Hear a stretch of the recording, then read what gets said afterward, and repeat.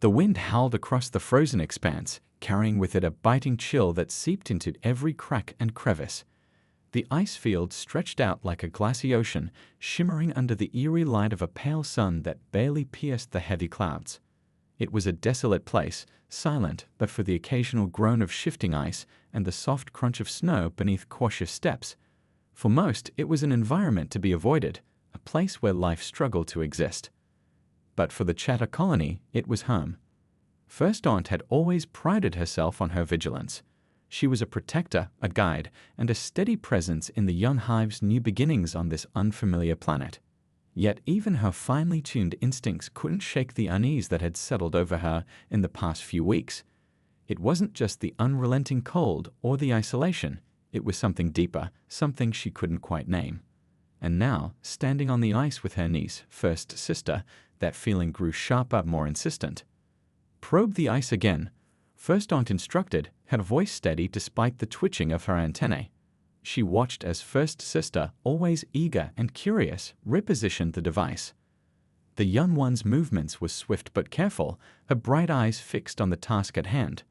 The probe struck the ice with a soft *tink*, followed by a peculiar sound, a crackling hiss that sent a shiver through First Aunt's carapace. "That's odd," First Sister chirped, tilting her head. "It's not supposed to sound like that." First Aunt's antennae quivered. "Try again, slowly." The probe descended once more, but the ice beneath them seemed to rebel against the intrusion. This time the crack was louder, sharper, and it echoed ominously through the frozen air. Before either of them could react, the surface gave way with a sudden violent roar. First Sister let out a panicked cry as the ice shattered beneath her legs, plunging her into the frigid greenish water below. "Hold on!" First Aunt screamed, scrambling toward her niece. The insulation on her legs made every movement agonizingly slow, and the ice's slippery surface fought against her efforts. First Sister's tiny form thrashed in the water, her cries growing weaker as the cold seeped in. Desperation clawed at First Aunt's chest. She had to save her, but the distance between them felt insurmountable. A shadow moved on the horizon, a figure running. First Aunt's antennae swiveled toward it, her heart pounding. It was the human ranger, the one they called Seventh Brother. He was an oddity, a solitary creature who rarely interacted with the hive. The elders had warned them not to rely on him. Humans, they said, were unpredictable, self-centered, and indifferent to the struggles of others. But now, against all odds, this human was sprinting toward them with a determination that defied the biting wind and treacherous ice. His long strides ate up the distance, and he didn't hesitate as he reached the edge of the broken ice. Stripping off his heavy outer layers in a trail behind him, he plunged into the water with a force that sent icy spray flying. First Aunt could only watch, frozen in place, as Seventh Brother surfaced moments later, gasping for air but holding First Sister tightly against his chest. His face was a mask of raw determination as he heaved her onto the ice, his breath coming in visible puffs that quickly dissipated in the cold. "Get her dry," he shouted, his voice cutting through the wind like a blade. First Aunt snapped into action, pulling First Sister toward her and wrapping her in the thermal blanket the human had left behind. She could feel the faintest flutter of life in her niece's small body, but it wasn't enough. Not yet. Seventh Brother hauled himself out of the water, his limbs shaking from the cold, but his focus never wavered. "She's not safe yet," he said, his voice rough but steady. "We need to warm her core. Follow me."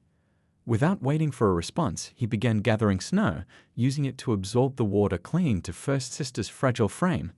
His hands moved with a precision that belied the urgency of the situation, and for the first time, First Aunt saw him not as a stranger but as an ally. The calm in her harness crackled to life, frantic voices spilling out in a chaotic jumble. She barely registered the words, her attention fixed on the human and his relentless efforts. The elders had been wrong, she realized. Humans could care. Humans could help. And in this moment, that help was the only thing keeping her niece alive. The sound of the mass transporter grew louder in the distance, its heavy treads crunching through the snow. Relief surged through First Aunt, but it was tempered by the weight of what had just happened. They had been warned not to trust the humans, but Seventh Brother had proven them all wrong.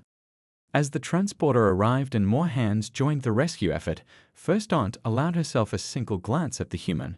His face was pale, his lips tinged with blue, but his eyes burned with a fire that refused to be extinguished. This was just the beginning. The bond forged here, in the harshest of conditions, would change everything for the hive, for the humans, and for the fragile hope of coexistence on this strange, frozen world. But the question lingered. What price would they pay for this newfound alliance? The answer, it seemed, was waiting just beneath the ice. The transporter's heavy engine hummed to a stop, sending faint vibrations through the frozen ground. Its bulky silhouette stood in stark contrast against the endless white expanse, a beacon of hope amid the desolation. First Aunt watched as cousins and aunts rushed to her side, their movements precise and focused, a stark testament to their hive's discipline. Yet her attention kept flicking back to the human. He was still crouched beside First Sister, his breath visible in the cold air as he muttered words she couldn't quite understand. The hive had always spoken of humans with caution, their unpredictability treated as a flaw. But in this moment, that unpredictability felt more like a gift. First Aunt couldn't ignore the urgency in his actions, the way he seemed driven by something far deeper than duty. She wondered, not for the first time, what kind of life-shaped creatures like him, so strange, yet so capable. The transport's hatch opened with a hiss, and a wave of warmth spilled out. First Aunt felt a brief flicker of relief as Second Aunt emerged, carrying additional thermal layers and a portable heater. Behind her, Fifth Cousin maneuvered a stretcher with practiced ease. They were prepared, efficient, but they hadn't been here. They hadn't seen what the human had done. "Move her inside," Second Aunt ordered, her tone brisk but kind. "We'll stabilize her and assess the damage." First Aunt hesitated, glancing at the human. "He knows what he's doing," she said softly, almost of herself. It wasn't an argument, it was a realization. But Second Aunt, who had spent little time near humans, dismissed the notion with a quick flick of her antenna. "Humans are strong, yes, but reckless. Let's not waste time." The human straightened, his gaze meeting First Aunt's for the first time. His eyes were intense, piercing, yet there was a warmth in them that caught her off guard. "She needs to get dry and warm," he said firmly. "No delay." His voice was hoarse, his words clipped, but there was no mistaking the authority in his tone. Despite herself, First Aunt nodded. As they worked together to transfer First Sister onto the stretcher, First Aunt's mind raced. The human's presence felt like a puzzle piece that didn't quite fit the picture her elders had painted. Seventh Brother wasn't just helping, he was taking charge, acting as though this young life mattered to him as much as it did to the hive. Why? Inside the transporter, the heat was overwhelming after the bitter cold outside. The air smelled of metal and oil, a sharp contrast to the crisp, sterile scent of the frozen world. First Sister lay motionless on the stretcher, her breathing shallow but steady. Second Aunt worked quickly, wrapping her in fresh thermal layers and checking for signs of frostbite. The human stood back, watching with a tense expression. He had shed his wet clothes outside, now wrapped in a spare blanket one of the cousins had handed him. His lips moved as if he wanted to say something, but he remained silent. It was First Aunt who finally broke the tension. "Why did you come?" she asked quietly, her antennae angled toward him in curiosity. The hive's mistrust of humans wasn't entirely unfounded. They were a species prone to isolation, focused on their own survival above all else. Yet here he was, risking his life for a child who wasn't even his own. The human blinked, startled by the question. He seemed to consider his words carefully before answering. "I heard her scream," he said simply, "and I knew I couldn't ignore it." His response was so matter-of-fact, so honest, that it left First Aunt momentarily speechless. She had expected something more calculated, perhaps an explanation rooted in duty or obligation. But this was something else entirely. The transporter began to move, its engines rumbling as it navigated the uneven terrain back toward the hive. Inside, the atmosphere was tense. First Aunt could feel the weight of the other cousins' gazes on her, their unspoken questions hanging in the air. She didn't blame them. The human's actions had upended everything they thought they knew about his kind. As the minutes passed, the warmth in the transporter began to revive First Sister. Her small, fragile body shivered beneath the layers of insulation, and her antennae twitched weakly. First Aunt leaned closer, gently brushing a hand along her side. "You're safe now," she murmured, though the words felt fragile in her mouth. Safe for now, perhaps, but the cracks in the ice had revealed more than just cold water. They had exposed vulnerabilities, fractures in their understanding of this world and each other. The human spoke again, his voice breaking through her thoughts. "That ice, it wasn't natural." First Aunt turned to him sharply. "What do you mean?" He hesitated, as if weighing how much to say. "I've been monitoring the area. The ice field, it's been thinning in strange patterns. The cracks form too quickly, and the water beneath is warmer than it should be." He paused, his brow furrowing. "It's not just a hazard, it's a sign of something bigger." The words hung heavy in the air. First Aunt didn't know much about human technology or their ways of reading the environment, but she knew enough to take his concerns seriously. "Why didn't you tell us?" she asked, her tone more accusatory than she intended. "I tried," he said, his frustration evident. "Your elders, they didn't want to listen. They said it wasn't my place to interfere." The silence that followed was deafening. First Aunt's mind churned with conflicting emotions: anger at the elders for their stubbornness, gratitude for the human's persistence, and a gnawing fear of what his warnings might mean for the hive. The transporter jolted to a stop, signaling their arrival at the hive's entrance. The cousins moved quickly, guiding the stretcher out and into the warmth of their underground shelter. The human followed, his presence a silent challenge to the unspoken rules that had kept their species separate. As they descended into the hive's depths, the air grew warmer and thicker, filled with the hum of activity. Workers paused in their tasks to stare at the human, their antennae quivering with a mix of curiosity and unease. First Aunt ignored them, her focus on getting First Sister to the medical chamber. Once there, Second Aunt took over, her hands flying as she connected monitors and administered warm fluids. First Sister stirred faintly, her eyes fluttering open for a brief moment before closing again. It was enough to bring a small wave of relief, but it didn't erase the questions that lingered. Outside the chamber, the human stood with his arms crossed, his expression unreadable. First Aunt approached him, her antennae lowered in a gesture of cautious respect. "You saved her life," she said softly. "And I don't know how to thank you." He shook his head. "Don't thank me yet. If the ice is failing, this could be just the beginning."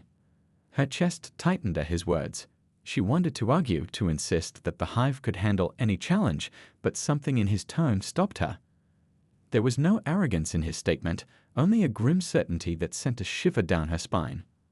As the hive buzzed around them, First Aunt realized that they were standing on the edge of something far larger than a single rescue. The cracks in the ice weren't just physical, they were the first signs of a deeper fracture, one that could threaten not just their survival, but their very understanding of this fragile, shared world.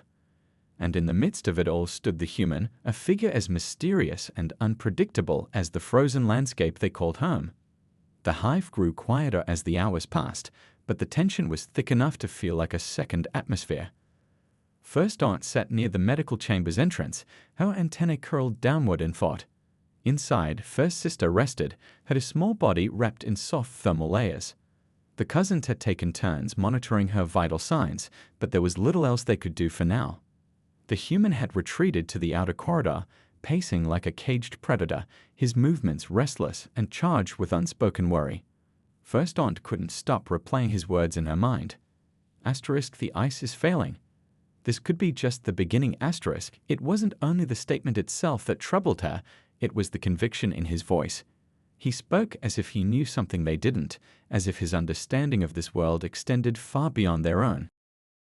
The door to the medical chamber hissed open, and Second Aunt emerged, her expression tight with exhaustion. "She's stable," she said softly, "but her recovery will take time. Exposure like that, it's not something our bodies are built to handle." First Aunt nodded, relief tempered by the weight of everything else. "What about the others? Do they know what happened?" "Word is spreading," Second Aunt replied.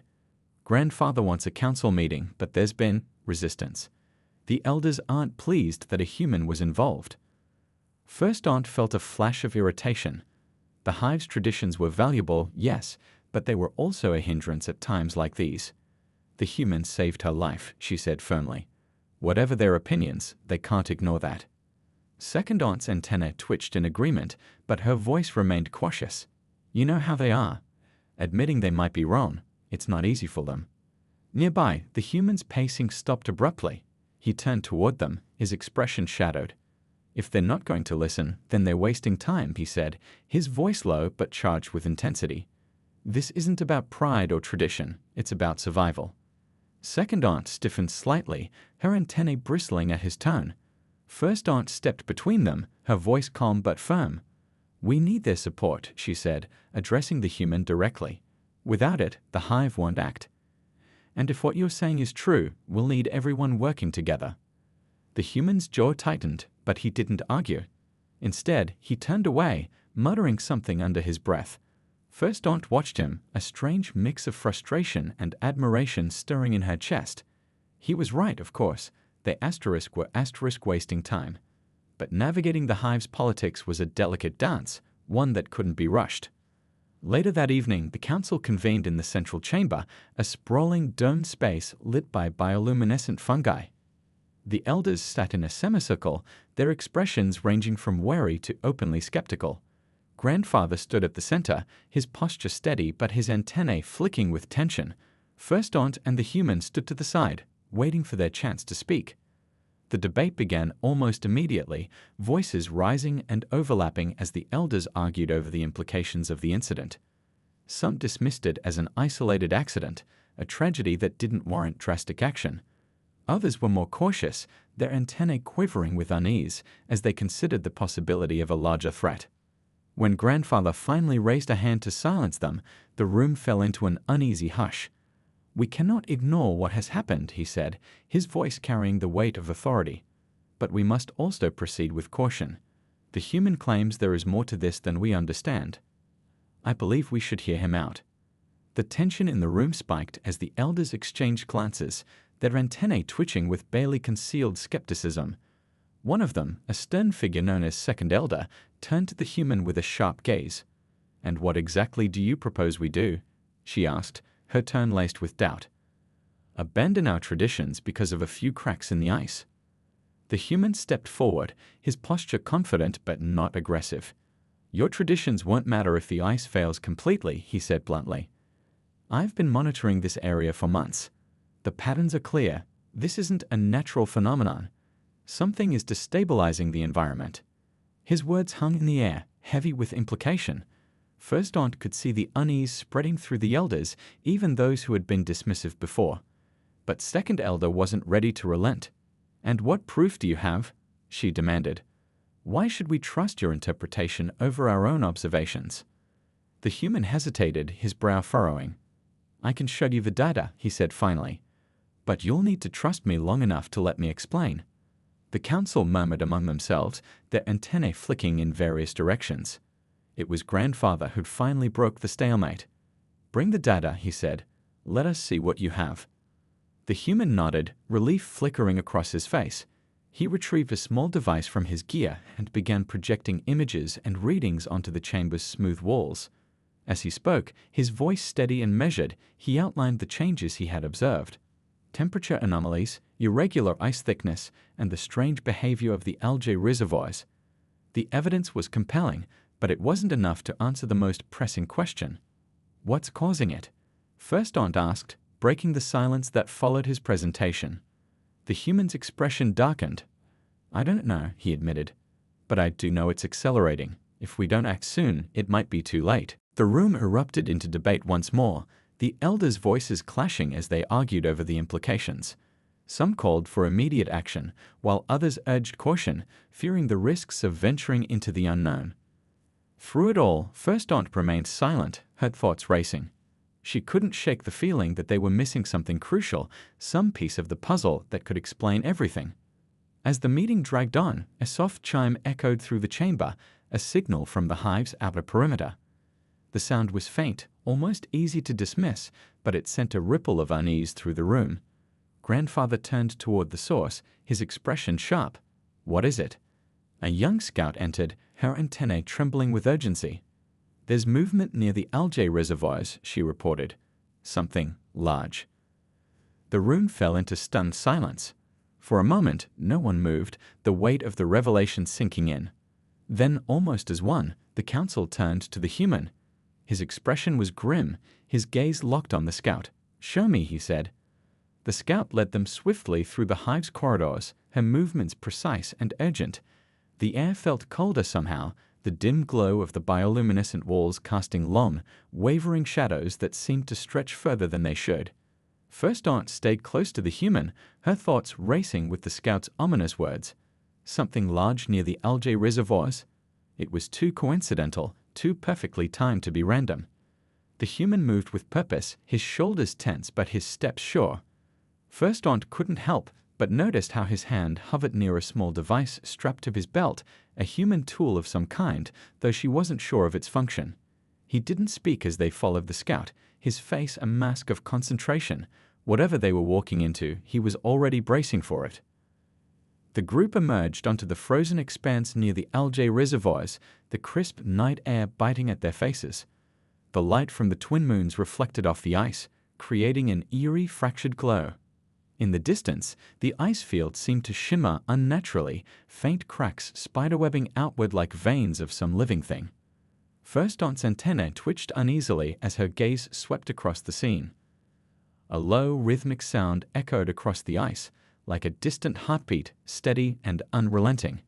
The scout stopped abruptly, pointing toward the far edge of the reservoir. "There," she whispered, her voice barely audible over the wind. The human followed her gesture, his eyes narrowing as he scanned the area. First Aunt saw it too, a dark, shifting mass at the edge of the ice, almost indistinguishable from the surrounding shadows. It moved with a strange, almost fluid motion, the contours of its shape constantly shifting, as if it couldn't quite decide what form to take. "What is that?" First Aunt asked, her voice a tight whisper. The human didn't answer immediately. He stepped forward, his movements deliberate, and crouched low to the ground. He pulled a small device from his pocket, a scanner of some sort, and pointed it toward the shifting mass. The device emitted a faint hum as it gathered data, its tiny screen flickering with unreadable symbols. "It's alive," he said finally, his tone grim, "and it's not supposed to be here." The words sent a chill down First Aunt's spine. She had suspected as much, but hearing it confirmed was something else entirely. "Alive? What do you mean?" she pressed. The human shook his head, his eyes never leaving the dark shape. "I don't know what it is," he admitted, "but it's affecting the environment, draining heat, destabilizing the ice. It's like it's feeding." The scout let out a soft chitter of alarm, her antennae quivering. "Feeding on what?" "Energy," the human replied, his voice low. "Heat, movement, even light. It's pulling everything into itself." First Aunt's mind raced. If the creature, or whatever it was, continued to grow, it could threaten the entire hive. The ice would collapse, the algae reservoirs would fail, and their fragile ecosystem would unravel. "We have to stop it," she said, her voice firmer than she felt. The human glanced at her, his expression unreadable. "We don't even know what it is," he said. "Stopping it might not be that simple." Before First Aunt could respond, the dark shape shifted violently, a wave of motion rippling outward from its core. The ground beneath their feet trembled, the ice groaning in protest. Cracks spidered outward from the creature, radiating toward the group with alarming speed. "Move!" The human barked, his voice cutting through the chaos. He grabbed First Aunt's arm, pulling her back as a fissure opened beneath where she'd been standing. The scout scrambled to the side, her movements quick but panicked. The creature let out a low, resonant sound, a hum that seemed to vibrate through the very air around them. It wasn't loud, but it was deeply unsettling, a sound that seemed to bypass the ears and go straight to the mind. First Aunt felt her antennae twitch involuntarily, her senses overwhelmed by the strange, alien vibration. The human's hand tightened on her arm. "We need to fall back," he said urgently. "This thing is more dangerous than I thought." "But we can't just leave it," First Aunt protested. "If it keeps spreading—" "I know," he interrupted, his voice harsh. "But we can't fight it here. Not without a plan." Reluctantly, First Aunt nodded, following his lead as they retreated toward the hive. The creature didn't pursue them, but its presence loomed large in her mind, a dark and unknowable force that seemed to defy comprehension. Back in the hive, the council was in uproar. The scouts' report had spread quickly, and the elders were divided over what to do. Some argued for immediate action, urging the hive to rally its resources and confront the threat head-on. Others called for evacuation, fearing that the creature's power was too great to overcome. Grandfather stood at the center of the chamber, his calm voice a rare anchor in the storm of debate. "We cannot act out of fear," he said firmly. "But neither can we afford to underestimate this threat. We must understand what we are facing before we decide our next move." The human stepped forward, his expression resolute. "I'll go back out," he said. "I'll get closer, gather more data. If we can figure out what it wants, what it's doing, we might be able to stop it." The room fell silent, the weight of his words sinking in. First Aunt felt a surge of admiration for his bravery, tempered by a deep sense of worry. He was right, they needed more information, but the thought of him facing that thing alone was almost unbearable. "I'll go with you," she said before she could second-guess herself. The human turned to her, surprise flickering across his face. "Are you sure?" he asked. She nodded, her antennae steady. "You'll need someone who knows the hive's terrain," she said, "and besides, we can't let you face this alone." His expression softened, a small, almost imperceptible smile tugging at the corners of his mouth. "All right," he said, "but we'll have to move fast. If that thing keeps growing." He didn't need to finish the sentence. The implications were clear enough. Together, they began preparing for the mission, gathering equipment and supplies as the hive buzzed with nervous energy. As they stepped back out onto the frozen expanse, the weight of the task ahead pressed down on them. The creature loomed in the distance, a dark and unknowable presence that seemed to pulse with an unnatural rhythm. Whatever it was, whatever it wanted, they were about to find out.